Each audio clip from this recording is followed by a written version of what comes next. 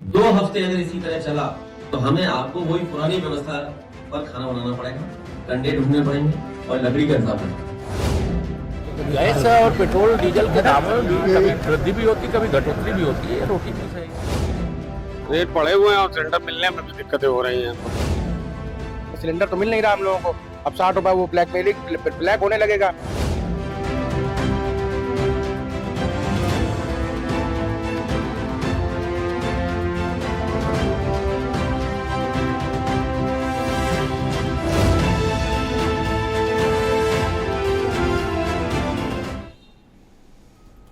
नमस्कार, मैं शेखर त्रिवेदी।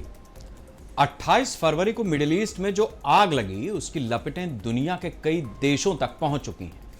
अब ये लपटें लोगों को झुलसाने लगी हैं। दुनिया के कई देश ईंधन की भारी किल्लत से जूझने लगे हैं, जिसमें भारत भी शामिल है। पश्चिम एशिया में युद्ध के कारण ईरान की सप्लाई का रास्ता प्रभावित होने से हाहाकार मचा है। भारत में बड़ी मात्रा में एलपीजी आयात युद्ध क्षेत्र वाले रास्ते से ही होता था, इसलिए मालवाहक जहाजों की आवाजाही बंद होने से सरकार अलर्ट पर है। भारत में हर साल लगभग 31.3 मिलियन टन एलपीजी की खपत है। रसोई gas LPG, liquid petroleum gas. इसमें लगभग 87% गैस घरों में जो रसोई में इस्तेमाल होती है वो सिलेंडर है आपका, जबकि बाकी का हिस्सा होटल और रेस्टोरेंट जैसे कॉमर्शियल जगहों पर भेजा जाता है। भारत के एलपीजी की लगभग 62% जरूरत बाहर से आयात के जरिए ही पूरी होती है। ईरान, इजराइल और अमेरिका के बीच लड़ाई की वजह से हॉर्मुज स्ट्रेट के बंद होने के बाद सप्लाई रूट में रुकावट है। हॉर्मुज स्ट्रेट के रास्ते भारत, सऊदी अरब जैसे खाड़ी देशों से अपनी एलपीजी की 85 से 90% जरूरतें पूरी करता है। हालांकि इस बीच सरकार का कहना है कि देश में फ्यूल का काफी स्टॉक है। इसके साथ ही सरकार ने रिफाइनरीज को पेट्रोकेमिकल स्ट्रीम को डाइवर्ट करके एलपीजी प्रोडक्शन को ज्यादा से ज्यादा करने का निर्देश दिया है। एलपीजी रिफिल बुकिंग सिस्टम को भी 21 दिन से बढ़ाकर 25 दिन कर दिया गया है। यानी अब जो घरेलू उपभोक्ता पहले 21 दिन पर सिलेंडर बुक कर लेते थे, अब वो 25 दिन पर कर पाएंगे। इसके साथ ही सरकार ने घरेलू गैस के लिए इंपोर्टेड एलपीजी को हॉस्पिटल और एजुकेशनल इंस्टीट्यूशन जैसे जरूरी सेक्टर के लिए प्राथमिकता देने के भी निर्देश दिए हैं। संकट की गंभीरता को देखते हुए पेट्रोलियम और प्राकृतिक गैस मंत्रालय सक्रिय हो गया है। केंद्र सरकार ने सभी ऑयल रिफाइनरीज को निर्देश दिया है कि वो दूसरे उत्पादों के मुकाबले एलपीजी का उत्पादन ज्यादा बढ़ाएं और इस अतिरिक्त स्टॉक का उपयोग केवल घरेलू और अनिवार्य सेवाओं के लिए ही किया जाए। सरकार की पहली प्राथमिकता लोगों के घरों तक रसोई गैस पहुंचाना है। सरकार की सख्ती का अंदाजा इस बात से लगाया जा सकता है कि पूरे देश में अब एस्मा लागू कर दिया गया है। ईरान के साथ अमेरिका इजराइल तनाव के कारण वैश्विक ईंधन संकट और भारत में गैस की कमी के मद्देनजर केंद्र सरकार ने जमाखोरी रोकने के लिए आवश्यक वस्तु अधिनियम 1955 लागू कर दिया है, ताकि गैस की कालाबाजारी न हो सके। गैस की किल्लत का सबसे ज्यादा असर होटल और रेस्टोरेंट कारोबार पर पड़ा है। कई शहरों में बड़े स्तर पर होटल बंद होने की कगार पर हैं। मुंबई के होटल एसोसिएशन ने कहा है कि गैस सप्लाई में रुकावट का अगर यही हाल रहा तो अगले ही कुछ दिन में मुंबई के 50% तक होटल बंद हो सकते हैं।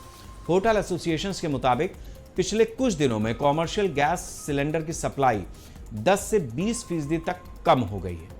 रेस्टोरेंट मालिक गैस सिलेंडर ऑर्डर कर रहे हैं, लेकिन डिलीवरी समय पर नहीं आ रही है, जिससे रोजाना ग्राहकों को खाना खिलाने वाले होटलों के किचन चलना मुश्किल हो गए हैं। अगर आने वाले दिनों में गैस की किल्लत दूर नहीं हुई तो बहुत बड़े स्तर पर होटल और रेस्टोरेंट के कारोबार बंद होने की कगार पर होंगे और इससे लोगों के रोजगार पर भी असर पड़ेगा। दिल्ली एनसीआर में कॉमर्शियल सिलेंडर्स की सप्लाई में दिक्कतें आ रही हैं। कुछ जगहों पर गैस की कालाबाजारी तक की खबरें हैं। जिस कॉमर्शियल सिलेंडर के रेट 1900 रुपए हैं, उसके 3,000 रुपए तक वसूले जा रहे हैं। फिलहाल स्थिति बढ़ती जा रही है, विकराल होती जा रही है। सरकार सांत्वना दे रही है, लेकिन कॉमर्शियल से लेकर घरेलू सिलेंडर्स की सप्लाई पर जिस तरीके की रुकावट आई है, उससे एक घमासान तो छिड़ ही गया है। रसोई गैस के मामले पर, गैस आपूर्ति के मामले पर हमारे देश के नेता क्या कह रहे हैं, पहले सुनिए, फिर हम इस चर्चा को आगे बढ़ाते हैं। जहां सरकार खुद दावा कर रही थी कि सबसे ज्यादा कनेक्शन उत्तर प्रदेश में मिले हैं, अब सरकार की जिम्मेदारी बनती है कि वो सिलेंडर भरे कैसे जाएंगे, और सरकार पर क्या कोई अल्टरनेटिव रास्ता है। जब इस लड़ाई के वक्त में जो कमी हो रही है, आपूर्ति कैसे करेगी सरकार, उसकी सरकार की तैयारी क्या है। अदरवाइज तो चीजें इतनी महंगी हो जाएंगी कि आम आदमी के हाथ से बहुत सी चीजें निकल जाएंगी, और हो सकता है 2 हफ्ते अगर इसी तरह चला तो हमें आपको वही पुरानी व्यवस्था पर खाना बनाना पड़ेगा, कंडे ढूंढने पड़ेंगे और लकड़ी का इंतजाम करना पड़ेगा।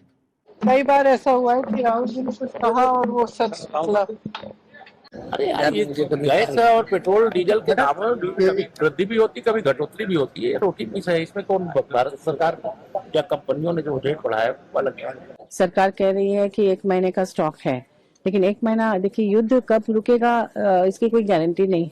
जो स्थितियां बन रही हैं तो उस पर सरकार को अपनी नीतियों को स्पष्ट करना चाहिए, विदेश नीति, क्योंकि राष्ट्रीय सुरक्षा का मामला है और विपक्ष इसी के लिए चिंतित है। पिछले 2-3 दिनों से गैस सिलेंडर कमर्शियल मिलने में व्यापारियों को समस्याएं आ रही हैं, जिसकी वजह से होटल, रेस्टोरेंट, कैटरिंग और अन्य तमाम क्षेत्र जो फूड से संबंधित व्यवसाय हैं जिस पे कमर्शियल गैस यूज होती है, उनके सामने संकट आया है। सबके व्यापार चलते रहे, ना रेजिडेंशियल गैस में कोई प्रॉब्लम आए, ना कमर्शियल गैस में कोई प्रॉब्लम आए, इसकी ऐसी व्यवस्था होनी चाहिए। क्योंकि यदि कमर्शियल गैस मिलना मुश्किल हो जाएगी तो सारी चीजें बंद होंगी और कहीं ना कहीं उससे जनता को भी दिक्कत। रेट बढ़े हुए हैं और सिलेंडर मिलने में भी दिक्कतें हो रही हैं। जैसे ऑनलाइन घर के लिए भी बुक कर रहे हैं, वहाँ भी नहीं हो रहा, और दुकान के लिए हम सिलेंडर कमर्शियल लेना चाहते तो भी नहीं मिल रहा है। काम धंधे में दिक्कत हो रही है सर। जब चीज महंगी मिलेगी तो महंगाई भी बढ़ेगी, उससे जनता पे असर पड़ेगा। हमारे जीवन में जिस तरीके की हमारी निर्भरता एक के बाद दूसरी चीज़ पर बढ़ी है, उसका परिणाम जब भी दुनिया में कहीं कुछ होता है और हम ग्लोबली किस तरीके से एक देश दूसरे देश से जुड़ा हुआ है, इसका असर छोटे से छोटे देश पर तब दिखाई देता है जब इस तरीके की युद्ध की स्थिति बनती है, सप्लाई में कमी आती है, या फिर प्राकृतिक आपदा का शिकार हो जाता है कोई देश। आज युद्ध की वजह से ये स्थिति बनी है। हमारे देश में क्या हमारे 150 करोड़ लोग, यानी जो करोड़ों परिवारों को रसोई गैस मिलती है, ईंधन मिलता है, उस ईंधन को लेकर के ये संकट कितना बड़ा है, सरकार क्या सोचती है, विपक्ष क्या सोच रहा है, किस तरीके की इस जगह पर कार्रवाई होनी चाहिए, हम आज की वार्ता में इसको टटोलने की कोशिश करेंगे। कैप्टन इंद्रजीत सिंह जी हमारे साथ जुड़े हुए हैं, भारतीय जनता पार्टी के प्रवक्ता हैं। पूजा मिश्रा जी हमारे साथ में हैं, समाजवादी पार्टी के प्रवक्ता हैं। बहुत बहुत स्वागत है आप दोनों लोगों का। कैप्टन इंद्रजीत सिंह जी, सबसे पहले मैं आपसे समझना चाहूँगा कि जिस तरीके की स्थिति या जो किल्लत अभी देश में गैस को लेकर के बनी हुई है, उस पर केंद्र सरकार किस तरीके से अपनी निगाह रखे है और किस किस तरीके के राज्य सरकारों को और एजेंसीज को, कंपनियों को इंस्ट्रक्शन दिए गए हैं ताकि जिस किल्लत का सामना देश ने करना शुरू कर दिया है वो बढ़े नहीं। देखिए शेखर जी, सरकार हर तरह से अपनी निगाह बनाए हैं, पेट्रोलियम कंपनी पे, सभी पे, गैस एजेंसियों पे, सब पे निगाह सरकार बनाए हैं। अभी देखो, ये कहना बिल्कुल गलत होगा कि सरकार किसी चीज से कमजोर है या सरकार के पास गैस नहीं है या डीजल नहीं है। अभी हमारे पास पर्याप्त है। देखो, युद्ध चल रहा है, ये तो बात सही है कि युद्ध चल रहा है, और जब युद्ध चलता है तो किसी एक देश पे नहीं, इसका सभी को सर्वाइव करना पड़ता है। तो थोड़ी बहुत कहीं ना कहीं हमारे देश पे भी इस चीज की थोड़ा दिक्कतें तो आएंगी, मगर अभी फिलहाल ऐसी कोई प्रॉब्लम नहीं, कोई दिक्कत नहीं है। सरकार के पास अभी भंडारण है, पर्याप्त मात्रा में है, गैस का है, डीजल पेट्रोल का है, सभी का है। और हमारी कंटिन्यू ये नहीं कि भाई बंद हो चुकी है, कि ये लड़ाई चल रही तो इससे हमारी जो जहां से गैस और डीजल पेट्रोल आ रहा है तो बंद हो गया है। बंद नहीं, हमारा कंटिन्यू आ रहा है। अगर थोड़ा बहुत कहीं कोई रेट कहीं बढ़ते हैं तो रेट बढ़ने का ये नहीं है कि विपक्ष तो बस उसमें राजनीति ढूंढ लेता है कि देखिए कमी हो गई, ये हो गई। ऐसा कुछ नहीं है, रेट तो अप डाउन होते रहते हैं, ये कोई पहली बार थोड़ी हुए। और रेट पर अभी हम नहीं जा रहे हैं, रेट पर हम आगे चलेंगे, लेकिन अभी जो किल्लत हो रही है उसको लेकर के हमने अलग अलग तरीके की बात तो सुनी है, और बहुत सारे लोग ऐसे हैं, बहुत सारे उद्योग धंधे, मतलब ये तो खबर है। मुंबई में बहुत सारे होटल्स पर असर पड़ा है, उत्तर प्रदेश में लखनऊ में भी कुछ जगहों पर असर पड़ा है, पड़ने लगा है। घरेलू गैस की जो सप्लाई है उस पर भी असर पड़ा है, मेरे ख्याल से दिल्ली में भी यही स्थिति है। तो ये एक सप्लाई चेन, इसमें दोष भारत सरकार का नहीं है, लेकिन हमारी सप्लाई चेन टूटेगी तो वैकल्पिक रास्ते तो हमें तलाशने होंगे, सरकार को तलाशने होंगे। निश्चित तौर पे आनंद जी, आप ये चीज देखें कि आज ज्यादा से ज्यादा हमने देश के हर एक शहरों में आज गैस को पाइपलाइन के माध्यम दे दिया है। सभी जगह पाइपलाइन से जा रही है। तो जिनके पास पाइपलाइन है उनके पास कोई ऐसी प्रॉब्लम नहीं है, और ना ही आपको सुनने को मिली होगी कि उनकी गैस पाइपलाइन से गैस आना बंद हो गया है। सिलेंडरों में कहीं यहाँ कभी आगे पीछे कोई अगर स्टॉक उनके पास कम होता है तो वो नहीं दे पाते, जैसे ही स्टॉक पहुंच जाता है देने लग जाते हैं। तो छोटी छुटपुट कमियां हो सकती है, मैं उसको बिल्कुल ये नहीं कहूंगा कि नहीं कुछ है ही नहीं, तो खत्म है। तो ऐसा इस तरह की बातें भी नहीं करना चाहिए, जनता को गुमराह भी नहीं करना चाहिए। मगर ये सत्य है कि अभी हमारे देश में ऐसी कोई किल्लत नहीं और ना ही किसी चीज की कमी है। सप्लाई में थोड़ी बहुत कहीं आगे पीछे कोई हो सकता है कि कहीं से कंपनी से सीट डायरेक्ट जहां जो माल उठाते हैं ना पहुंच पा रहा हो टाइम से, तो ये दिक्कतें आ जाती है। ट्रांसपोर्टेशन की भी कभी दिक्कत हो जाती है, मेन चीज ट्रांसपोर्टेशन की आती है। बाकी अभी पूरी देश में ऐसी कोई किल्लत नहीं। मैं तो दिल्ली में बैठा हूँ, हमें तो ऐसी कोई नजर नहीं आ रही है। अब किनको आ रही है तो ये तो वही लोग जाने कि उन्हें कैसे आ रही, और हमें नहीं आ रही और लोगों को नहीं आ रही। तो ये देखना पड़ेगा आनंद जी, क्योंकि विपक्ष तो हर चीज में राजनीति ढूंढता है। तो उन्हें देखा कि कुछ नहीं है, 4 दिन आगे सिलेंडर लेट मिला है तो बस ये कहना शुरू कर दो, देखिए गैस की कमी हो गई, गैस नहीं मिल रही है। तो ये गैस की किल्लत ना होती, ठीक है, आपने एनजी जी अपनी बात रखी है। गैस की किल्लत ना होती तो सरकार इसमें क्यों लागू करती, 25 दिन के बाद ही बुकिंग का फॉर्मूला क्यों लेकर के आती, एलपीजी की जो सप्लाई है उसको किस तरीके से मॉनिटर किया जाना है उसके लिए एक रूपरेखा क्यों बनाती। तो सरकार चिंतित है अपनी तरीके से। हम इस चर्चा को आगे बढ़ाते हैं। पूजा मिश्रा जी हमारे साथ में हैं, समाजवादी पार्टी की प्रवक्ता हैं।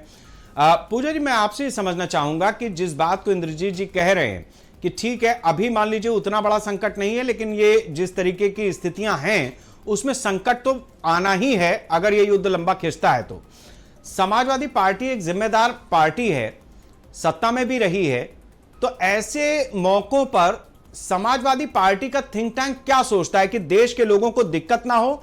और ये तो बहुत अच्छी बात होगी कि अगर कोई सुझाव विपक्ष की तरफ से आए और सरकार उसको मान ले। आपको नमस्कार, साथी प्रवक्ताओं को भी नमस्कार। अभी भाजपा के प्रवक्ता को मैं सुन रही थी, उन्होंने कहा कि कोई रूट डिस्टर्ब नहीं है, हम कंटिन्यूसली तेल दे रहे हैं। भाई साहब, सरकार ये तो नहीं कह रही है। सरकार क्या, सबको पता है कि हमारा जो है जो स्ट्रेल हरमुज रूट से आता था वो रूट पूरी तरीके से जो है डिस्टर्ब हो रखी है, उस रूट से तेल आना बंद हो रखा है। हम जो है बाकी शेल रूट है उस रूट पे हमारा पहले से काम नहीं चलता था, हम उस रूट से कभी तेल मंगाए ही नहीं। हम अगर अब सोचने जा रहे हैं कि हम उस रूट से तेल मंगाते या उस रूट से जो है सीएनजी मंगाएंगे या एलपीजी मंगाएंगे, तो फिर जो है हमें लंबा टाइम लगेगा और हमें उसके बारे में सोचना पड़ेगा। अभी उस डायरेक्शन में काम सरकार नहीं कर रही है। हालांकि अभी भाजपा के प्रवक्ता कह रहे थे कि सब कुछ बढ़िया है, लोग पैनिक यूं ही कर रहे हैं। तो ये सरकार ने क्यों पैनिक होने दिया? सरकार को बताना चाहिए था कि आप लोग पैनिक मत करिए, 60 रुपए हम भले बढ़ा दे रहे हैं। सरकार को बताना चाहिए था कि आप लोग पैनिक मत करिए, भले हम आपको सिलेंडर जो है जो 15 दिन में पहले मिल जाया करता था उसके लिए कह रहे हैं 25 दिन रुकिए। भले हम जो है, आप सोचिए कि इन्होंने एस्मा लगा रखा हुआ है, एस्मा मतलब एसेंशियल सर्विस मेंटेनेंस एक्ट, ये लगा रखा हुआ है। और इसका ये लगाने का आशय क्या होता है? ये लगाने का आशा होता है कि कोई भी सप्लाई जो स्ट्रेटेजिक जो होती है, बफर स्टॉक होता है, स्ट्रेटेजिक स्टॉक होता है, स्ट्रेटेजिक स्टॉक सबको पता है कि वो स्टॉक होता है आपके जो आर्म फोर्सेस होते हैं उनके मेंटेनेंस के लिए उसका यूटिलाइज इतना बफर में नहीं कर सकते, जो हम लोग यूज कर रहे हैं, जो हाउस होल्ड में आ रहे हैं वो वक्त पर हो गया। तो इस एक्ट का लगाने का मतलब यही होता है कि सप्लाई नहीं रुकेगी, सप्लाई चेन चालू रहेगी। और ये इसलिए लगाया जाता है, यहाँ पर जो है कमर्शियल सिलेंडर को आपने अनिश्चित समय तक के लिए रोक लगा दी है। 20% जो होटल्स रेस्टोरेंट है महाराष्ट्र में वो बंद होने लगे हुए हैं, और यही हालात जो है उत्तर प्रदेश में भी हो रहा है। और आपके यहाँ किल्लत नहीं है भाई, ये कोई नहीं कह रहा है कि जब मिडल ईस्ट में हो रहा है वार हो रहा है, गल्फ कंट्रीज में वार हो रहा है, और हमको पता है कि हरमुज रूट से ही हमारा तेल आता रहा है, और हम 60% डिपेंडेंट हैं। आपको पता है एलपीजी के लिए हम 60% डिपेंडेंट है, और 80% डिपेंडेंट है हम क्रूड ऑयल के लिए। हम सिर्फ 40% ही अपने जो है देश में एलपीजी का प्रोडक्शन कर रहे होते हैं। इतने डिपेंडेंसी के बाद में हम एक ही रूट पे डिपेंड थे, वो रूट बंद हो रखा हुआ है, और उसके बाद में देश में ये हालात हो रखे हैं कि जो नॉर्मल जो छोटे दुकानदार हैं, जो ऐसे रेडिया लगाते हैं, उनको तक भी एलपीजी नहीं मिल पा रही, कहने की सरकार ने बंद कर रखी हुई है, वो परेशान हो रहे हैं, दुकानें नहीं खोल पा रहे हैं। और आप कह रहे हैं कि आप शांत रहिए, सब कुछ ठीक ठाक है। हमारा सरकार से ये प्रश्न नहीं है ये इम्पैक्ट कैसे पड़ रहा है, ये हम सबको पता था कि अगर गल्फ कंट्रीज में, ऐसा नहीं है कि पहली बार हुआ है, 1973 में भी ऐसे जब गल्फ कंट्रीज में वार हुआ था तो उस समय में भी ये हुआ था कि बहुत सारे मल्टीपोल 4 गुना पेट्रोल के प्राइसेस बढ़ गए हुए थे। पर लेकिन उसके बाद में पूरे जो है वर्ल्ड ने मिलकर के एक नियम बनाया था, उस नियम के तहत में आप 90 डेज का स्टॉक लेकर के चलेंगे। हालांकि जो है हमारी सरकार बता रही है कि हमारे पास जो ऑयल है वो लगभग 70 दिनों के लिए है, और जो एलपीजी है वो लगभग 15 से 25 दिनों के लिए है, इससे ज्यादा का नहीं है उनके पास में। तो आपने पहले तैयारी नहीं की, दूसरी बार पैनिक हो गई, उससे पहले भी आपने जनता को नहीं बताया, आपने संवाद नहीं बिठाया। उनको डायरेक्टली हाइक पता चलती है कि सिलेंडर 60 रुपए बढ़ गया, उनको डायरेक्टली पता चलता है कि अब जो है आपको 25 दिन बाद मिलेगा, उनको डायरेक्टली पता चलता है कि नहीं अब जो है एस्मा लग गया हुआ है, कमर्शियल जो सिलेंडर्स है उन पर पूरी तरीके अनिश्चित काल के लिए रोक लग गई हुई है। ये पैनिक कैसे क्रिएट नहीं करे, आपने संवाद कहाँ बिठाए? ये सब 15 दिनों सबसे जो है वार चालू हुआ था तब से डिस्कशन चल रहा था, सारे टीवी डिबेट। ठीक है, आपके हिसाब से सरकार ने पूर्व से तैयारी नहीं करी, जिसका खामियाजा आज भारत की जनता के सामने दिखाई दे रहा है। हमारे साथ में विजय कुमार जी भी हैं, कैटरर्स एसोसिएशन के अध्यक्ष हैं। विजय जी, बहुत स्वागत है आपका इस वार्ता में। मैं आपसे ये जानना चाहूंगा कि अभी जो समस्या है वो कितनी बड़ी है और किस तरीके की है सप्लाई को लेकर के, जिस तरीके से कॉमर्शियल सिलेंडर्स ऐसा बताया जा रहा है कि नहीं पूरे पड़ पा रहे हैं, जिस तरीके से व्यवसाय को थोड़ा फर्क पड़ने लगा है, वास्तविकता क्या है? देखिए, अभी तक जो समस्या थी पिछले ये 8 तारीख से लगातार, अभी जो सालक का सीजन शुरू हुआ है 8 तारीख से, और कल है 11 तारीख। 11 तारीख को कल सबसे बड़ी, इधर मार्च माह की सबसे बड़ी सालक की जो डेट है ये कल 11 मार्च की है। ऐसी स्थिति में 8 तारीख से अभी जो सिलेंडर हम लोगों को मिल रहे थे, जितने भी हमारे जो कैटरर्स लोग थे, उनको 1850 रुपए का सिलेंडर मिल रहा था, कमर्शियल सिलेंडर। और कभी जो 9 तारीख की स्थिति ये हुआ कि उसको 2000 रुपए का सिलेंडर हो गया, और 10 तारीख की स्थिति ये हो गई कि आज की डेट में वही कमर्शियल सिलेंडर, क्योंकि जो 3500 रुपए का मिल रहा आज की डेट में, वो भी 3500 रुपए में कमर्शियल सिलेंडर मिल नहीं रहा है। रीजन क्या है कि कैटरर्स परेशान हो रहा है पूरी तरह से, कि जिसने काम ले रखे हैं, जो बाहर जो आउटडोर जो लोग काम करते हैं, और उन्होंने काम ले रखे, और काम के बाद में उनको ये हो रहा है कि सिलेंडर जब जहां से जो भी सप्लायर है वो नहीं मिल पा रहे कि भाई पीछे से गैस नहीं आ रही है। हमने भी 2 एजेंसी एचपी वालों से बात किया, भारत वालों से भी मैंने बात किया, तो उन्होंने कहा भाई पीछे से एचपी वालों ने कहा भाई उन्नाव में हमने गाड़ी लगा रखी, लेकिन हमारी गाड़ी वहां से जो है घरेलू सिलेंडर के हमें नहीं मिल पा रहे हैं। हमने 500 मांगे तो हमको 250 सिलेंडर की गाड़ी मिल रही है। तो ऐसी स्थिति में जो हमने कहा, फिर जो आपके होटल्स वगैरह हैं, होटलों में आपने किस प्रकार से आप सप्लाई कर रहे हैं? जो बड़े बड़े होटल हैं भाई, इनको तो आप कंटिन्यू 20-20, 25-25, 50-50 सिलेंडर जब आप देते हैं कमर्शियल, तो इनको आप किस तरीके से देख रहे हैं? तो उसमें ये जानकारी में निकल के जब मैंने होटल वालों से बात किया, इनको हमारे जो कैटर्स हैं जिनके होटल भी हैं, होटल का भी काम करते हैं, होटल भी उनका चलता है, प्लस केटरिंग का भी काम करते हैं, तो उस पे उन्होंने मुझे ये बताया कि जो हमारा सप्लायर है उनसे हमने स्पष्ट कह रखा है कि भाई चाहे कमी पड़े या जो भी पड़े, हमको गैस चाहिए, हम अपना होटल बंद नहीं कर सकते।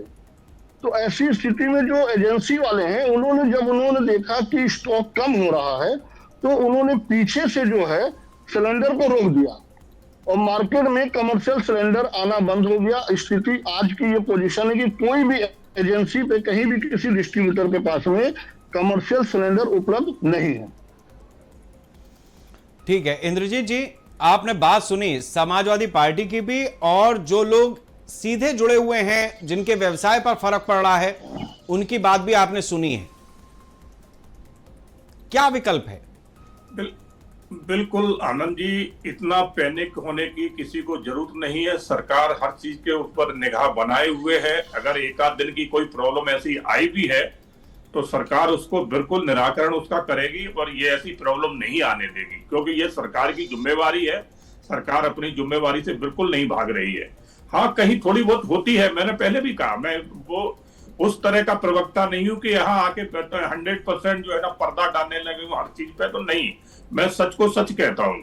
तो ये सत्य है कि कोई थोड़ी अगर एक आध दिन की कोई प्रॉब्लम है, मगर सरकार निगाह बनाए हैं और अगर एक आध दिन की ये प्रॉब्लम आई तो बहुत जल्दी इसको सोल्व कर लिया जाएगा।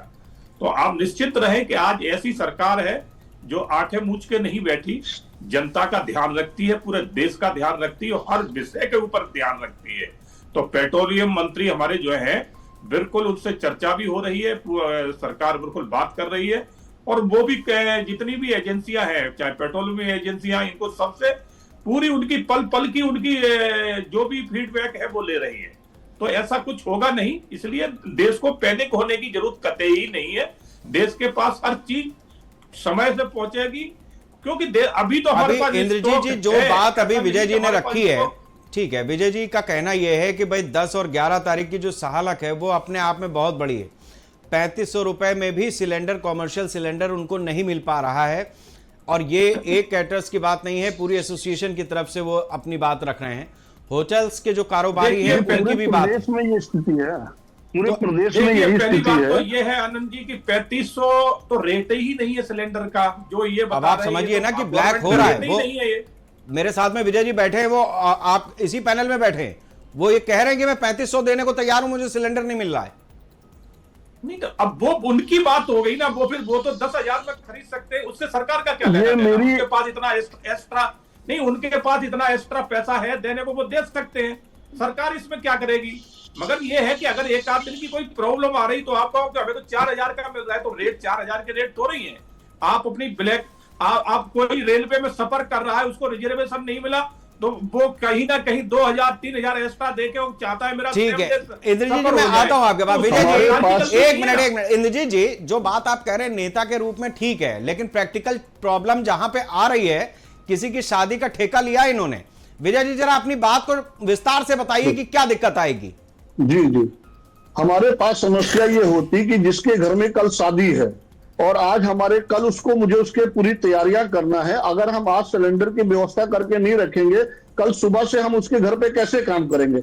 और ऐसी स्थिति एक ही घर में नहीं है, क्योंकि आज लखनऊ में कल की डेट में कम से कम 1200 से 1500 शादियां केवल लखनऊ में है। और स्थिति जब सिलेंडर उपलब्ध ही नहीं है, किसी एजेंसी पे सिलेंडर उपलब्ध नहीं है लखनऊ के, तो आखिर हम व्यापारी क्या करेंगे? मेरे पास मजबूरी 3500 नहीं, वो 5000 का भी देगा तो हमें, क्योंकि किसी की हमने इज्जत, उसकी जो उसके घर की इज्जत है, जिसके बेटी की शादी है, बेटे की शादी, उसकी इज्जत हमारे हाथ में होती है। हमें 5000 का भी मिलेगा तो भी हम 5000 का वो सिलेंडर लेकर के हम काम करेंगे, क्योंकि हमें काम करना है। हमारे पास पैसा एक्स्ट्रा नहीं है, हमें खुद ये बोझ खला है कि हम उसमें से जो पैसा हमारा जो प्रॉफिट है, वो प्रॉफिट हमारा पूरा इसमें चला जा रहा है।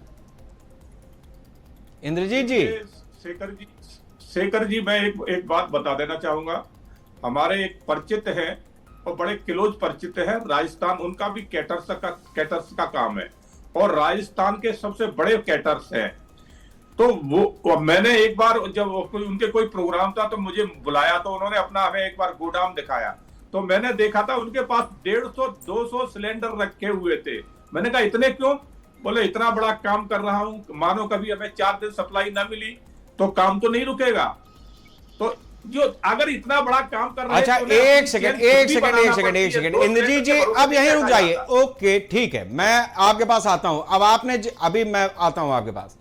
विजय जी, आप कैटर्स का काम करते हैं, जरा नियम क्या कहता है ये बताइए कि एक कैटर्स एक समय पे अपने पास स्टॉक के रूप में भी कितने सिलेंडर लग सकता है? क्या इसका भी कोई लाइसेंसिंग होती है?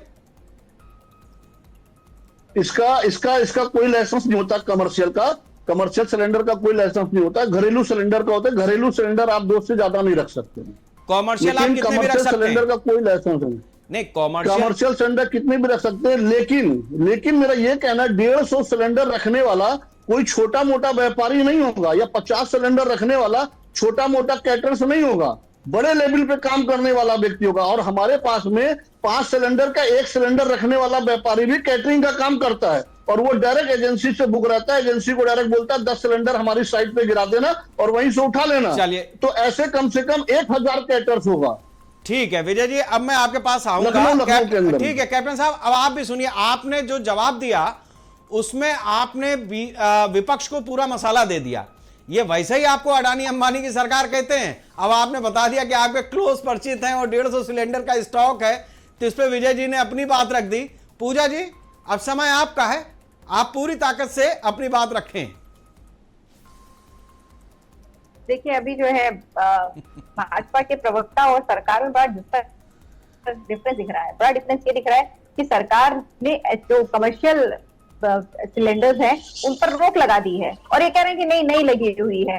और इन्होंने बात और कही कि ब्लैक में अगर आप ले रहे हैं तो ये रेस्पॉन्सिबिलिटी आपका है। मतलब ये कह रहे हैं या तो आप भूखे मर जाइए, ठीक है, और अगर कोई उसका डबल ट्रिपल दाम लेकर के आप अगर ले रहे हैं तो ये रेस्पॉन्सिबिलिटी भी आपकी है। इस रेस्पॉन्सिबिलिटी के लिए सरकार जिम्मेदार नहीं है कि ब्लैक में कैसे चले। भाई ब्लैक में आम आदमी तो कर नहीं पाएगा, ब्लैक में कौन करेगा? जिसके पास में स्टॉक, जैसे आपने कहा नहीं कि इष्ट मित्र हैं जो 150 सिलेंडर रख सकते हैं, जो 200 रख सकते हैं, वही तो ब्लैक में कर पाएंगे। अगर एजेंसीज कर रही हो तो फिर तो एजेंसीज के ऊपर में कार्रवाई करनी चाहिए सरकार को कि भाई एजेंसीज कैसे ब्लैक में दे रही है। अगर ये ब्लैक में चीजें आ रही हैं मार्केट में, ये सबसाइड करते हैं तो जो है सरकार में चल ही रहा है। हम वर्तमान की अगर बात कर लेते हैं तो वर्तमान समय में भाजपा के प्रवक्ता बोलने के लिए बड़ा अच्छी बात है कि नहीं सब बढ़िया चल रहा है। धरातल पे दिखे ना, जनता लाइनों में लगी हुई है। कमर्शियल सिलेंडर्स आपने पूरी तरीके से बंद कर दिए हैं। हरमुज रूट पूरी तरीके से डिस्टर्ब है। दूसरे रूट पे आपने काम नहीं किया हुआ है। रशिया से जब आप ऑयल ले रहे थे, जब जो है यूएस के साथ में आपने ट्रीटी साइन नहीं की थी, जब यूएस के साथ में आपने जो है ट्रेड ट्रीटी साइन करने के लिए आप प्रोसीड हुए, तो यूएस ने आपसे कहा कि रशिया से आपको तेल नहीं लेना, और आप एग्री किए कि हाँ धीरे धीरे आप रशिया से तेल लेना बंद करेंगे। और रशिया आपसे कह रहा था कि हमसे तेल लीजिए और रूबल में लीजिए, मतलब आपको डॉलर में भी नहीं लेना है। आपको पता है कि जब जब वार होता है तब तक डॉलर मजबूत हो जाता है। अभी रुपया के मुकाबले आपको डॉलर पता है 92.5 हो रखा हुआ है। हम जो डॉलर इतना रुपया गिर गया हुआ है, और वार चलता रहेगा तो और गिरेगा। तो जब ऑप्शन था तब भी सरकार जो है यूएस के प्रेशर में आकर के नहीं लिया उन्होंने रशिया से तेल। अगर आप रशिया से तेल ले रहे होते, अभी एक ही रूट पर डिपेंडेंट होना, हम सीख क्या रहे हैं, एक ही रूट पर डिपेंडेंट होना गलत है। और दूसरे रूट के बाद अभी 10 दिन पहले चालू हुआ था वार, तभी 40% आ गई थी, किल्लत आ गई। 40% जो आ रहे थे सामान हमारे आ रहे थे वो सारे के सारे बंद हो गए थे। तो सरकार को पता चल गया, जैसे ही वार चालू हुआ वैसे ही पता चल गया कि ये जो रूट है वो हैम्पर हो गया हुआ है और हम वहां से आयात नहीं कर पाएंगे। तब जो है सरकार ने क्या प्लानिंग की? अब तक ये प्लानिंग की कि हम बिना संवाद बिठाए हुए हम अपनी तरफ से जारी कर देंगे 1955, मतलब एस्मा लगा देंगे। एस्मा लगा करके लगाने का एसेंशियल को जो प्रोवाइड करना चाहिए उसको रोक देंगे, और कह रहे कि हमसे ना पूछा जाए, सब कुछ बढ़िया चल रहा है, सारी चीजें अवेलेबल हैं। अगर सारी चीजें अवेलेबल हैं तो लोग क्यों लाइन लगे हुए हैं? सारी चीजें अवेलेबल हैं तो आपने कमर्शियल सिलेंडर को क्यों बंद कर रखा हुआ है? अगर सारी चीजें अवेलेबल हैं तो आप ये क्यों कह रहे हैं कि जब तक $120 के बैरल तेल लाते रहेंगे तब तक हम प्राइस नहीं बढ़ाएंगे, और इससे जैसे ही बढ़ेगा एक भी पैसा ऊपर जाएगा हम जो है पेट्रोलियम के भी प्राइस हाइक कर देंगे? आप ये क्यों कह रहे हैं? ठीक है पूजा जी, मैं आता हूं आपके पास। अब कैप्टन साहब से जरा जवाब ले लेते हैं, करना पड़ेगा और रेस्पॉन्सिबिलिटी भी लेना पड़ेगा। ठीक है, कुछ जवाब ले लेते हैं। कैप्टन साहब, एक चीज तो ये है कि जिस तरीके से बीजेपी पर यह आरोप लगता ही है कि ये अडानी और अंबानी की पार्टी बन गई है, और हकीकत यह है कि भारतीय जनता पार्टी जिस सिद्धांत पर चलती है वो पंडित दीनदयाल उपाध्याय का सिद्धांत है। अंत्योदय का सिद्धांत है कि देश का आखिरी पायदान पर खड़ा हुआ आदमी, आप उसको ध्यान में रख करके अपनी योजना बनाएंगे, उसके लिए सारी चीजें करेंगे, वो उठेगा तो बाकी देश में सब उठेंगे। ये आपका अंत्योदय का प्लान है। उज्ज्वला योजना को जिस तरीके से आपने रखा, अब आप क्या चाहते हैं? वो ठीक है, आपके कारोबारी दोस्त हैं, 150 सिलेंडर नहीं 1500 हो सकते हैं, लेकिन सवाल यह है कि वो जो उज्ज्वला वाला लाभार्थी है आपका, वो बेचारा एक सिलेंडर बड़ी मुश्किल से पाता था, अभी उसको क्या करना पड़ेगा? और ये विजय जी जैसे जो तमाम कैटर्स हैं, जो व्यवसायी हैं, वो क्या करें? ताला लगा कहां चले जाएं? बहुत अच्छी बात कही शेखर जी आपने, मगर मैं मैडम की एक बात का जवाब दे रहा हूँ कि जैसे इन्होंने कहा कि यूएसए के कहने अनुसार बोले 1 महीने का तेल आप रसिया से, रूस से ले सकते हैं, मगर ऐसा ना, वो भले ही कहते रहे, आप उनकी बात मानोगे या हमारी सरकार की बात मानोगे? आप ट्रम्प जो कह रहे हैं उस पर ज्यादा विचार करोगे या हमारे देश के प्रधानमंत्री कह रहे हैं? भाई वो तो कुछ भी कहते रहते हैं, उनके कहने से हमें क्या मतलब है? हमारा रसिया से कंटिन्यू 80% ऑयल आज भी आ रहा है, ना कभी बंद हुआ है ना आगे बंद होगा। मगर ये पता नहीं कहां से किस तरह की न्यूज कहां से ले आते हैं। भाई ट्रम्प जो कहेंगे वो इसको ये मान लेंगे, हमारे देश के प्रधानमंत्री कहेंगे उसको नहीं मानेंगे। भैया नहीं नहीं नहीं, इसको नहीं मानेंगे, हम तो ट्रम्प की मानेंगे। और जब ट्रम्प की कोई ऐसी बात हो जाए तब कहेंगे ट्रम्प ने ऐसा कह रहा है। तो ये दोहरा चरित्र, दोहरी राजनीति जो करते हैं, ये बिल्कुल इनके परे है। तो भारत सरकार हर चीज पे ध्यान दे रही है, ऐसा कहीं कुछ नहीं है। अगर एक आध दिन की कोई कहीं दिक्कत आई है तो वो भारत सरकार ठीक कर लेगी। हमें चिंता है, हमें पूरे देश की चिंता है कि हमें किसी एक परिवार की चिंता नहीं है। हम एक परिवार की पार्टी नहीं है कि हमें सिर्फ एक परिवार के लिए सोचना है। हम पूरे देश की पार्टी है, पूरे राष्ट्र की पार्टी है, हमें पूरे राष्ट्र के लिए सोचना है। एक परिवार के लिए नहीं सोचना है कि एक परिवार में ही सारे टिकट बटेंगे, सारे मंत्री पद एक परिवार में ही। अरे अभी ठीक है, वो हो गया, जवाब काफी लंबा हो जाएगा। अभी गैस बांटने पे आइए, तेल की भी जवाब तो देना पड़ेगा ना, और दे दिया भाई साहब, बहुत हो गया। जिसकी जो सोच है वो तो उसे बताना पड़ेगी ना कि आप कितने आप कितने देशभक्त हो, कितने आप समाजवादी हो। तो जो लोग इस वार्ता को देख रहे हैं उन्हें आपसे एक जिम्मेदार जवाब की जरूरत है। 1 मिनट पूजा जी, मैं आऊंगा आपके पास। कैप्टन साहब पहले नहीं 1 सेकंड रुक जाइए पूजा जी। कैप्टन साहब जो गैस बटनी है, मसले पे आ जाइए, मुद्दे पे आ जाइए। वो जवाब पर्याप्त पहुंच गया वहां तक। बिल्कुल, मैंने पहले भी कहा है, अभी भी कह रहा हूं कि सरकार इसके ऊपर पूरी निगाह बनाए हैं। सरकार कभी अपने देश को, अपनी देश की जनता को ऐसे नहीं छोड़ देगी कि जनता परेशान होती रहे। कहीं थोड़ी बहुत अगर प्रॉब्लम आती है तो जनता को थोड़ा कंसीडर करना चाहिए। ये थोड़ा ही है, अगर लड़ाई चल रही है, कहीं से कोई प्रॉब्लम आ रही है, अगर सप्लाई चेन में कोई थोड़ा एक आध दिन की आगे पीछे हो रहा है तो जनता को भी कंसीडर करना चाहिए ना। इसलिए मैंने कहा कि थोड़ा स्टॉक, आज आप शेखर जी अपना चैनल चला रहे हैं, अगर बाई चांस लाइट चली जाती है तो आपका ये लाइट क्या बंद हो जाएगा? आप कोई सफिशिएंट तो रखेंगे, जनरेटर लगाएंगे और कुछ इंतजाम करेंगे, कुछ ना कुछ तो करेंगे। ये थोड़ी कि बने आज लाइट बंद होगी तो हमारा आज लाइट बंद, आज नहीं चलेगा। तो ये तो सोचना पड़ेगा, क्योंकि ये चीजें होती रहती हैं। वही तो हम आपसे जानना चाह रहे हैं कि सरकार ने पिछले 10-12 साल में, केंद्र मोदी जी तो वैसे भी इनोवेटिव आइडिया देने के लिए जाने जाते हैं। वैकल्पिक ऊर्जा की जितनी बातें हुई हैं उसमें रसोई गैस में अगर मतलब रसोई गैस सिलेंडर नहीं पहुंच पाया किसी दिन तो उसका विकल्प क्या है? सरकार बताए ना, आप बताइए ना कि भैया ऐसे नहीं तो ऐसे, ये नहीं तो ये। मैंने तो पूजा जी के लिए भी विकल्प खुला छोड़ा है कि भाई वो जिम्मेदार विपक्ष हैं। मैं तो ये मानता हूं कि अगर विपक्ष भी कोई सुझाव देता है क्राइसिस में तो देश उसका बहुत सम्मान करता है। अल्टीमेटली तो सब देशवासी ही हैं, तो ठीक है वो पार्टी लाइन से इतर हटकर भी अपना जवाब दे सकती हैं या पार्टी लाइन से ऊपर उठ करके जवाब दे सकती हैं। इतर ना भी हो तो ऊपर उठ सकती हैं। लेकिन फिलहाल मैं बीजेपी आपकी सरकार है तो मैं आपसे पूछूंगा कि जो वैकल्पिक ऊर्जा के तमाम साधन आपने बनाए, भाई वो तो छोड़ दीजिए, वो एक जगह से नाली में गैस निकल रही थी तो वो मोदी जी ने बता दिया कि कोई पकौड़े वगैरह तल रहा था, उसको उन्होंने देखा था, उसका बड़ा प्रचार प्रसार भी हुआ। अब लेकिन सब नाली में गैस खोजने लगे, ये भी संभव नहीं है ना देश भर में। नहीं, बिल्कुल सही है। ये तो देखो, ये तो कहने की बातें हैं कि गैस नाली में निकल रही थी। अरे हम थोड़ी करें, मोदी जी ने कहा है। अरे आप क्या कह रहे हैं? मोदी जी ने कहा, इस पे मत, इसको कंट्रास्ट मत करिए। ये वो सच था। नहीं, अब इसके आगे बताइए। मोदी जी ने कहा है तो शेखर जी हमने तो ये सुना नहीं है। अगर आपके पास ये इस तरह का कोई वीडियो हो तो मुझे देना, तो मैं आइंदा के लिए आपकी इस बात का जवाब दे सकूंगा। बिल्कुल। अभी आपको पूरे देश ने सुना है भाई इसको, पूरे देश ने अभी सुना। आपको दिखाता हूं।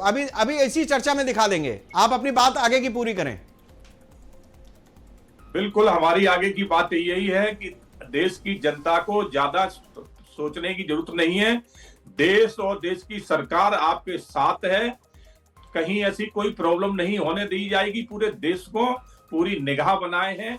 अगर सप्लाई चेन हमारी एक जगह से थोड़ी सी अगर कहीं कोई कमी प्रॉब्लम आएगी तो हम दूसरी जगह से करेंगे, मगर देश की जनता को परेशान नहीं होने देंगे। बस इतना आप मानिए कि ये जिम्मेवार सरकार है और ये पूरे देश के प्रति सोचती है, न कभी अपने लिए सोचती है, न अपने परिवार के लिए सोचती है। ये पूरा देश की सोच है सरकार, और पूरा देश सरकार का है। एक परिवार का सरकार नहीं है कि एक परिवार की सरकार बन गई तो बस बोले परिवार की बल्ले बल्ले, फिर तो जो है ना बढ़िया बोले पूरे फिल्म इंडस्ट्री के बुला लो, गांव में दबा के होने दो, नाच गाना चलने दो सरकारी पैसे पे, खर्चे पे। और जहां सरकार गई सारे प्रोग्राम बंद, ना कोई नाच गाना हो रहा है, ना सैपई उत्सव हो रहा है, कुछ भी नहीं हो रहा है। आज आप क्यों नहीं हो रहा है सैपई उत्सव? जनता के पैसे ही पे तो हो रहे थे। करोड़ों एक घंटे में 20 हेलीकॉप्टर उतरते थे आके एक गांव में। आज तो मुझे नहीं दिखाई देता उतरते हुए जब से सरकार गई है। तो सोचना पड़ेगा कि आज सरकार जो है और पहले सरकार थी क्या कर रही थी। जी कैप्टन साहब, आज जो है वो ठीक है, मतलब आप बहुत अच्छे। शेखर जी क्षमा चाहूंगा, मुझे दूसरे चैनल पे भी जाना है। नहीं आप ठीक है। मैं नहीं, आप सुनते जाइए। एक चीज जाएंगे आप, वो ठीक है, लेकिन मैं एक चीज आपको बताता चलूं। ऐसा है कि प्रधानमंत्री नरेंद्र मोदी जी ने 10 अगस्त को विश्व जैव ईंधन दिवस, जिसको बायोफ्यूल डे कहते हैं, बेंगलुरु में एक प्रोग्राम को संबोधित करते हुए नाले की गैस से चाय बनाने वाले एक शख्स का किस्सा सुनाया था। इस उदाहरण के बाद, मैं पढ़ रहा हूं, ये बाकायदा गूगल पे आप सर्च करेंगे मिलेगा। इस उदाहरण के बाद कांग्रेस समेत कई लोगों ने प्रधानमंत्री का मजाक उड़ाया था, लेकिन अब यह तय हो गया कि पीएम का यह किस्सा झूठा नहीं था। छत्तीसगढ़ के रायपुर में रहने वाले श्याम राव विरके ने ये बायो सीएनजी से अपना मिनी वो बनाया था क्लस्टर, और उसमें नाले की गैस का इस्तेमाल करके वो खाना वगैरह बना रहे थे या जो भी अपना बना रहे थे। तो देखिए, हम जिम्मेदार चैनल हैं साहब, हम हवा में कोई बात नहीं करते। हमें प्रधानमंत्री जी का एक एक वक्तव्य, आप जो कह रहे हैं मैं उसके लिए मैं आपको झुठला नहीं रहा हूं, मगर मैंने ऐसा ना सुना है ना देखा है। इसलिए मैं तो इस बात को तब मानूंगा जब मुझे वो वीडियो मिल जाएगा। मगर मैं इसका मतलब ये नहीं है कि मैं ये कह रहा हूं कि आप झूठ बोल रहे हो। आप अपनी जगह सही हो सकते हैं। नहीं, मगर मैं जब ये वीडियो देख लूंगा, टेलीविजन पे वीडियो अचानक नहीं दिखाया जा सकता, लेकिन उस खबर को पढ़ करके आपको बताया जा सकता है। वीडियो हमारे साथी अब तक भेज देंगे आपको, कोई बात नहीं, कोई बात नहीं। इस तरह का वीडियो है, आप मेरे व्हाट्सएप पे डाल देना, नंबर आपके पास है, ठीक है, पे डाल देना। लेकिन बड़ी और मैं थोड़ा अब प्लीज क्षमा चाहूंगा, मैं अब दूसरे चैनल का मेरा टाइम हो गया है, मुझे वहां भी जुड़ना है, बार बार कॉल आ रहे हैं, तो इसके लिए मैं थोड़ा क्षमा चाहूंगा। चलिए ठीक है कैप्टन साहब, मैं आपकी मजबूरी भी समझता हूं और जरूरत भी। बहुत बहुत शुक्रिया हमारे साथ आप इस चर्चा में जुड़े, आपने अपनी बेबाकी से बात रखी। और हमेशा ये बात सही है कि कैप्टन इंद्रजीत जी कई बार अपने जो जवाब देते हैं उसमें अगर बात ठीक नहीं होती है तो वो कह देते हैं कि हाँ भाई इस जगह पे हम होमवर्क करेंगे, या ऐसा है और ऐसा नहीं है। वो कैप्टन रहे हैं, सेना का आदमी आमतौर पर बहुत ज़्यादा देर तक बहुत बड़ी राजनीति में फंसता नहीं है। सच का सच, मतलब ऑर्डर एट शूट साइड जो होता है वो उसी मसले पर आ जाते हैं। अब हमारे साथ में पूजा जी हैं और विजय जी हैं। विजय जी, अब मैं आपसे ये जानना चाहूँगा कि हमारे देखिए होता क्या है कि एक आम आदमी, हमारे देश का आम आदमी कहा जाता है, लेकिन सबसे बड़ा जुगाड़ू वही होता है, सबसे ज़्यादा तरीके उसको पता होते हैं। तो अभी जो आपने भी कॉन्ट्रैक्ट लिया होगा, जाहिर सी बात है कि आप अपना मुनाफा कम कर लेंगे, लेकिन सामने वाले की इज्जत पर बट्टा लगने नहीं देंगे। और साथ साथ आपका दिमाग यूं भी चल रहा होगा कि यार अगर गैस नहीं मिल रही है तो इसका विकल्प क्या है, किस तरीके से हम और चीजों पे जा सकते हैं। तो मैं जानना चाहता हूं कि विजय कुमार जी, क्या इस देश को कुछ ऐसा मार्ग या रास्ता या अपनी तरफ से कुछ ऐसे सुझाव सामने रखेंगे इस वार्ता में, जिससे आने वाले कल में सरकार या हमारे साइंटिस्ट उस चीज पे आगे बढ़ें, तो अगर ऐसी किल्लत कभी होती है तो फिर हमें ऐसे दिन ना देखने पड़े। देखिए, ऐसी स्थिति में यह होता है कि जैसा कि अभी हमारे प्रवक्ता बोल के गए हैं बीजेपी के, उन्होंने कभी भी, हमने ये देखा सरकार में, बीजेपी सरकार ने कभी भी आम व्यापारियों की या छोटे व्यापारियों की या मध्यम व्यापारियों की तो कभी सरकार ने कभी जिक्र ही नहीं किया, कभी बात ही नहीं किया, उसको कभी गिनती में लिया ही नहीं। अब वो 150 सिलेंडर रखने वाले व्यापारी की बात कर रहे हैं, तो 150 सिलेंडर रखने वाला कोई आम व्यापारी नहीं हो सकता है। एक सिलेंडर की कीमत कम से कम 3-4 हजार रुपए, 5 हजार रुपए होती है। तो छोटा मोटा व्यापारी तो इतनी बड़ी बात करेगा। और जो सिलेंडर रखने वाले जो कॉमन व्यापारी हमारे होते हैं, छोटे व्यापारी होते हैं, मध्यम व्यापारी होते हैं, मध्यम व्यापारी जो हमारे होते हैं वो भी 10 सिलेंडर से ज्यादा, 15 सिलेंडर से ऊपर नहीं रख पाते हैं। लेकिन एक एक दिन में 2-2, 3-3 काम लिए होते हैं, जबकि एक एक दिन में कम से कम 30-30, 40-40 सिलेंडर, 50-50 सिलेंडर की खपत होती है एक एक व्यापारियों पे, क्योंकि 3-3 जगहों पे काम लिए होते हैं। ऐसी स्थिति में अभी हमारे पास में सुबह हमारे कई कैटरर्स पे फोन आया कि भैया सिलेंडर नहीं मिल रहा, उसके लिए कुछ करिए, बड़ी दिक्कत हो रही है, बड़ी प्रॉब्लम हो रही है। तो मैंने कई जगह एजेंसियों से भी बात की और उनसे बात करने में पता लगा कि स्थिति, तो मैंने कहा सिलेंडर कह रहे भैया जो मिल रहा है वो बहुत महंगे मिल रहे हैं। तो मैंने अपने सभी व्यापारियों को मैं एक ही सलाह देना चाहता हूँ कि इतने महंगे सिलेंडर खरीदने से अच्छा है कि आप लोग इसमें लकड़ी का यूज करिए, कि जैसे पहले हम लोग लकड़ी में जिस प्रकार से हम लोग जो है खाना बनाते थे चूल्हे जला करके, उसी प्रकार से लकड़ी, अगर सिलेंडर नहीं मिलता है, क्योंकि सरकार हमारी कभी भी मध्यम व्यापारियों के लिए ना कभी उसने कुछ किया है और ना कभी कुछ करेगी।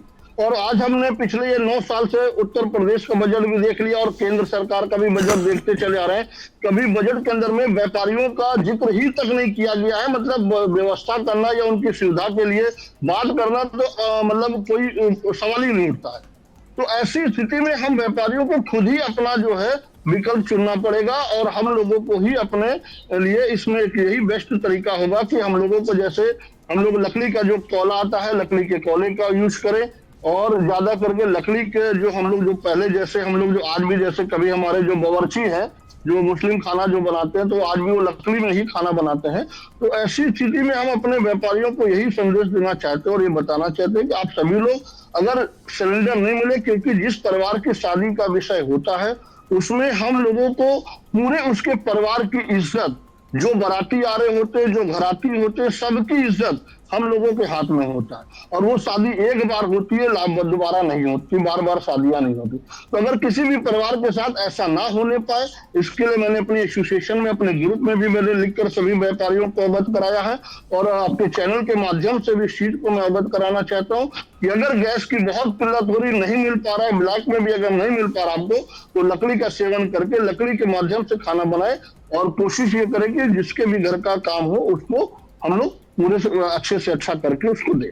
ठीक है पूजा मिश्रा जी, जिस तरीके की स्थिति है, ठीक है, वो सरकार अपनी तरफ से क्या प्रयास कर रही है, कितना कर पाएगी, ये सारी चीजें अपनी जगह हैं, लेकिन जिस तरीके की स्थिति बनी हुई है उसमें आपको क्या लगता है कि एक जिम्मेदार विपक्ष होने के नाते विपक्ष का क्या फर्ज है? और केवल आवाज उठाना ही नहीं, क्या विपक्ष के पास इस स्थिति का कोई तोड़ है? देखिए, जो है विपक्ष ने पहले ही बोला था, फर्स्ट डे जब चालू हुआ है 9 तारीख को सदन, तो विपक्ष ने बोला इस पे डिस्कशन हो जाए, इसीलिए बोला ना, ताकि डिस्कशन में आप सुझाव ले लीजिए। अभी आपने कहा था कि वैज्ञानिक जो है सोच सके उस डायरेक्शन में। मैं केमिस्ट्री से PhD हूँ और मुझे पता है कि बायोगैस क्या है, और अभी जो है इसलिए इस्तांबुल में जो है एक पेपर मेरा एक्सेप्ट हुआ है जिसमें किचन बेस से हम जो है हाइड्रोजन प्रोडक्शन करते हैं। हमारे BHU के जो है ओवन श्रीवास्तव हुआ करते थे, मेरे सुपरवाइजर के, वो जो है सुपरवाइजर थे, उनको हाइड्रोजन मैन ऑफ इंडिया कहा जाता है। वो उनके वहां लैब में आज भी पानी से चलने वाली बाइकें, मतलब जो इलेक्ट्रोलाइसिस करके वाटर स्प्लिटिंग करके हाइड्रोजन से गाड़ियां चलाई जाती थी, वो है। अब आप ये सोचे कि साइंटिस्ट के पास, मुझे पता है कि बहुत उनके पास में दिमाग पड़ा रहता है और वो प्रपोजल्स देते रहते हैं, सरकार ने उस डायरेक्शन में काम करना बंद कर दिया है। बायोगैस प्लांट लगाने का कार्य कब से चालू हुआ था, जिसको गोबर गैस कहते हैं, 1970 में कांग्रेस ने शुरुआत किया हुआ था। अभी जो बात कर रहे हैं कि नाले की गैस से, मीथेन गैस की बात कर रहे हैं कि नाले की गैस से आप खाना बनाने का कार्य कर रहे हैं, तो वो ऐसे नहीं हो जाता है जब तक कि आप प्लांट ना लगाएं, प्रोसेसिंग ना हो। तो आपने इस डायरेक्शन में काम नहीं किया। जब आप एलपीजी बांट रहे थे ग्रामीण क्षेत्रों में, बिल्कुल अच्छी बात है आपने बांटा, तो क्या आपने इस डायरेक्शन में काम किया कि जो है बायोगैस प्लांट जो पहले से चलते चले आ रहे थे, हमने कितने लगाए? सरकार कहती है कि हमने 5 मिलियन जो है पैसे खर्च करके लगाए हैं बायोगैस प्लांट, जो कि धरातल पे नहीं दिखते हैं, उन्होंने डॉक्यूमेंटेशन पे कर रखा हुआ है। और मैं आपको ये बता दूं कि जो है पिछली सरकार जब थी तो साइंटिस्ट लोग जो है through out the year research proposal दिया करते थे, और गवर्नमेंट इसके लिए ग्रांट दिया करती थी। जो वुमेन्स हुआ करती थी, जैसे जो मेरी जैसे महिलाएं हैं निकल करके आ रही रिसर्च में, उनके लिए through out the year women scientist का पोर्टल खुला रहता था। वो अपने जो वैज्ञानिक विचार होते थे उसको प्रपोज करती थी, गवर्नमेंट को लगता था कि इसमें फंडिंग करना चाहिए तो करने दिया करते, पर इस सरकार में वो बंद हो रखा है। जो पोर्टल साल में 2 बार खुलते थे वो 1 बार भी नहीं खुल रहे हैं, जो साल भर खुले रहते तो पूरी तरीके से बंद है। रिसर्च में इन्वेस्टमेंट आपने डिक्रीज कर रखा हुआ है, यूजीसी का फंड डिक्रीज कर रखा हुआ है। क्राइसिस के टाइम पे आप कह रहे हैं कि सजेशन की आपने वैज्ञानिक दृष्टिकोण दिया, इसलिए क्योंकि मैं उस फील्ड से आती हूँ तो मेरी जिम्मेदारी बनती है कि मैं बताऊं कि किस तरीके से जो है विज्ञान की दिशा में इन्वेस्टमेंट सरकार कर रही नहीं कर रही है, जितना करना चाहिए उतना नहीं कर रही, इसलिए ब्रेन ड्रेन होता है। और विज्ञान जो यहाँ पे आप सोचिए कि हाइड्रोजन मैन ऑफ इंडिया कहा जाता है श्रीवास्तव जी को, जिनके पूरे लैब में आज भी बाइक बने रखे हुए हैं जो वाटर चलाए गए, और हम अभी तक काम नहीं कर पाए, उसको उतना कॉमर्शलाइजेशन नहीं कर पाए, क्योंकि फंडिंग उस दिशा में नहीं गई हुई है। और अभी भी सरकार के पास में समय है कि विपक्ष के साथ में डिस्कशन करें, दूसरे रूट पे जो है काम करने की जरूरत है। ऐसा नहीं कि कोई ये एक ही रूट है। अगर ये जो हम लोग हरमुज रूट पे काम कर रहे थे, अगर हरमुज रूट के तहत जब आर्टिक जो है ओशन के तहत जो रूट को फॉलो करके रशिया से तेल ले रहे होते, तो हमारे पास में भले एक दिन लेट से आता पर हम वो तेल को ला सकते थे इस रास्ते से। तीसरा रूट भी हो सकता था जो है आप कह सकते हैं हार्मुज रोड को एक बार हमें टच करने की जरूरत पड़ती, उतना हमें थ्रेट भी नहीं पड़ता, लंबा रूट लेकर के जाते। पर ये बहुत जरूरी है कि जब 1973 में गलती हुई तो आपने माना कि 90 दिन तक स्टॉक करके सारे जो है कंट्रीज रखेंगे सारी चीजों को, ताकि जैसे आपदा के समय में उनका इस्तेमाल हो सके। तो आपको फिर ये सीख लेनी पड़ेगी कि एक रूट पर नहीं रह सकते हैं। और जो है भाजपा के प्रवक्ता जाते जाते कह गए कि आप अपने देश की सुनिए। अंग्रेजी में एक कहावत भी है कि साइलेंस इज हाफ कंसेंट। तो जब जो है अमेरिका कुछ कहे जा रहा है और आप चुपचाप बैठे हुए हैं तो आपका कंसेंट है, वरना जो आपने यूएस डील साइन की हुई है उसको पब्लिक कर दीजिए, पता चल जाना चाहिए कि उसमें आपने क्या साइन किया हुआ है, लेकिन आप चुप रह रहे हैं।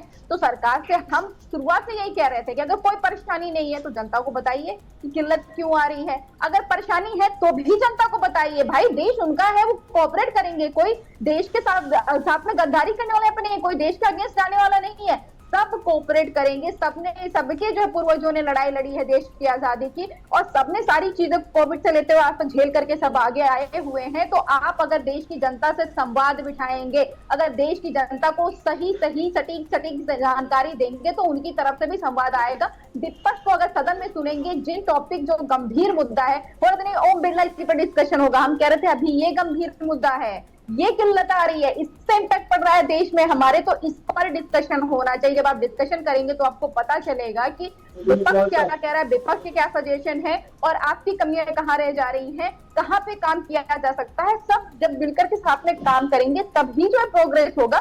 पर सत्ता पक्ष को लगता है कि नहीं, ये उनकी जो है राज है, वो जो डिसीजन लेंगे उनको लगता है कि हमें डिस्कस करने की जरूरत नहीं, हमें सिर्फ और सिर्फ डिसीजन लेने की जरूरत है, और डिसीजन लेकर के अनाउंस कर देने की जरूरत है कि ये हो गया है, एस्मा लगा दिया है, हमने जो है त्योहार के मद्देनजर 144 धारा लगा दी हुई है। जनता से संवाद बिठाए बिना कि जनता जो है इन सब चीजों में आपको कोऑपरेट करे, किस तरीके से करे, ये जो है ज्यादा जरूरी हो जाती है। और हमारा सजेशन यही है कि ये डिस्कशन कर लीजिए, जनता के सामने पूरा साफ साफ चीजें रहे और आपके पास में अच्छे सलाह निकल करके आए, हमें पता चले कि हमें विदेश नीति में जो फेलियर चल रहा है उसको सुधार कैसे करना है। ये युद्ध हमारे कहने से तो रुकने वाला है नहीं कि माननीय नरेंद्र मोदी जी एक दिन खड़े होंगे और तो कहेंगे कि अब बंद कर दीजिए युद्ध और बंद हो जाएगा, कल कहेंगे तो कल बंद हो जाएगा। ये तो होना नहीं है, ये तो उन पर डिपेंड कर रहा है। तो हमें तो अल्टरनेटिव देखने पड़ेंगे ना, अल्टरनेटिव चीजों पर डिस्कस करने पड़ेंगे। जैसे सदन शुरू हुआ था, सबसे पहला काम यही होना चाहिए था कि हम अल्टरनेटिव पर डिस्कशन करेंगे, बाकी चीजें बाद में देखेंगे, क्योंकि युद्ध का कोई भरोसा नहीं कि कब तक चलेगा और कब रुक जाएगा। चलिए, ये हमारे आज जिस तरीके से पूजा जी आपने अपनी बात रखी है और जिस तरीके से आपने इस पूरी समस्या का एक ऐसा समाधान और ध्यानाकर्षण किया है, इस वार्ता में ही सही, छोटे छोटे मंचों से बात बड़ी होती है, छोटे छोटे कदम ही एक दिन बड़े हो जाते हैं। बड़ी खुशी की बात है कि हमारा विपक्ष भी इतनी सार्थक संवेदना के साथ में अपनी बात को रखता है कि किस तरीके के विकल्प हो सकते हैं। ये असली बात है, ये केवल शेखर वार्ता में ही होता है कि इस तरीके के सुझाव आप रख दें, वरना होता यह है कि आमतौर पर किसी डिबेट में आपको किसी आदमी की कोई बात ही नहीं समझ में आएगी और 1-1.5 घंटा पूरा निकालते हैं। विजय जी, एक राहत की लहर जरूर दिखती है, वो ठीक है, समस्या आज बनी है, वो समस्या कल दूर होगी। अच्छा, एक चीज और भी है, पूजा जी ने एक महत्वपूर्ण बात कही। पूजा जी, जियोपॉलिटिकल जो स्थिति है, कल ही हम उस पर चर्चा कर रहे थे, एक बड़ी अच्छी चीज आई। आप देखिए, डोनाल्ड ट्रंप बार बार मोदी जी से कह रहा था कि भाई रशिया और यूक्रेन को समझाओ कि आपस में ना लड़ें।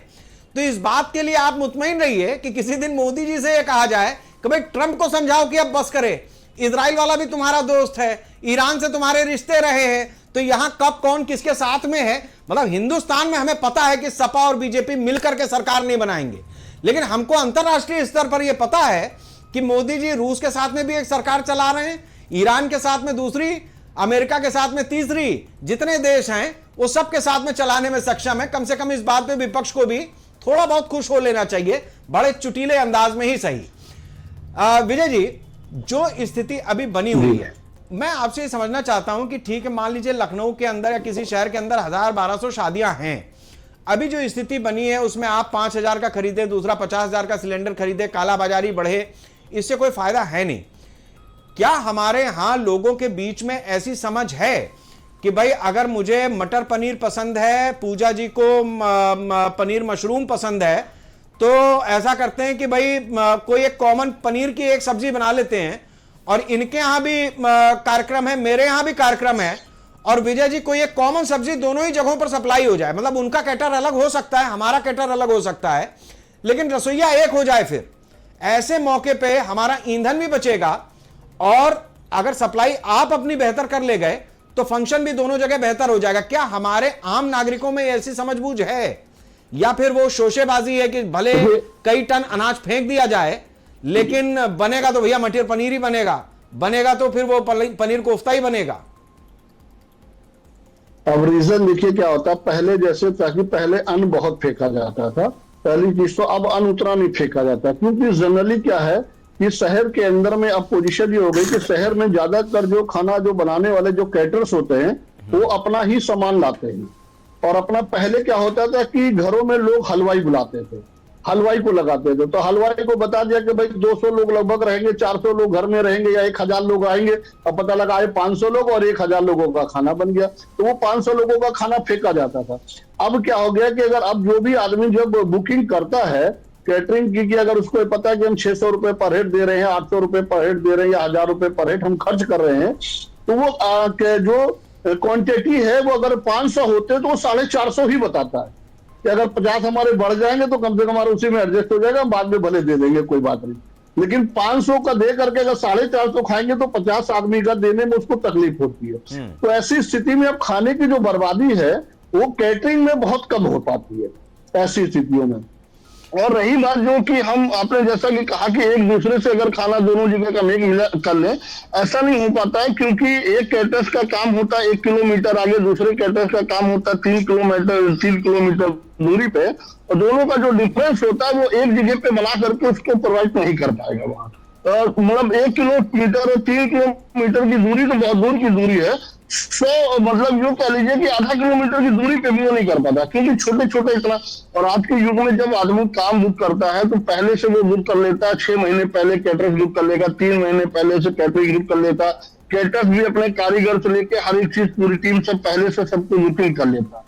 और बुकिंग करने के बाद में फिर ये स्थिति आती है उसको कि अगर हमने मानिए सोचे कि हम इनकी 10 आइटम उसमें से 8 आइटम बना दे, तो अगर 8 आइटम उसने बनाया भी तो जो पेमेंट करने वाला व्यक्ति है ना, तो पता लगा उसका 50% पेमेंट ही कर देगा, उसको भी 50% पेमेंट ही नहीं मिलेगा।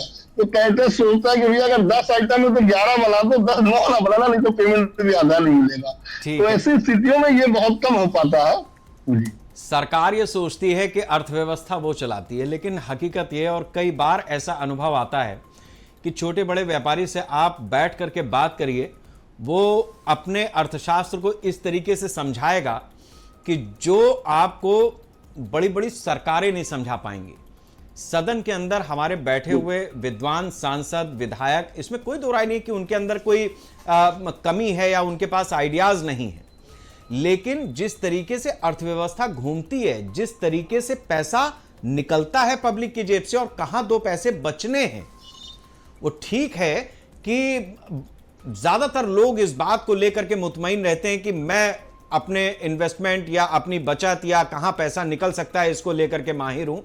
लेकिन ऐसे विजय जी जैसे जो तमाम व्यापारी हैं हिंदुस्तान के, वो इस देश की दरअसल अर्थव्यवस्था की धुरी हैं जिसपे हमारे देश की अर्थव्यवस्था चल रही है।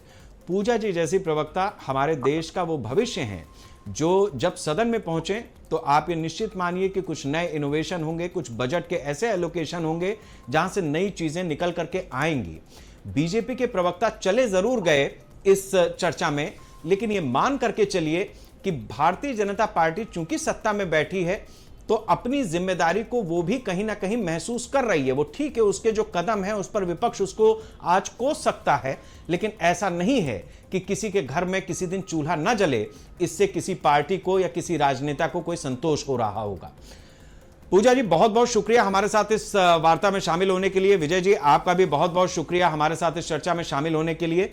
इसमें कोई दो राय नहीं है कि जिस तरीके की स्थिति है, इस स्थिति में हम कितना आगे बढ़ सकते हैं, किस तरीके से रास्ता निकाल सकते हैं, उसके ऊपर एक मंथन की जरूरत थी। आज शेखर वार्ता में जिस तरीके से अलग अलग लोगों ने अपनी बात रखी है और बड़ी कंसोलिडेट बात रखी है, बड़े अच्छे विचार इस वार्ता के जरिए आम लोगों तक, सरकारों तक, जिम्मेदारों तक पहुंचेंगे, पहुंच सकते हैं, तो उसका फायदा भी लेना चाहिए।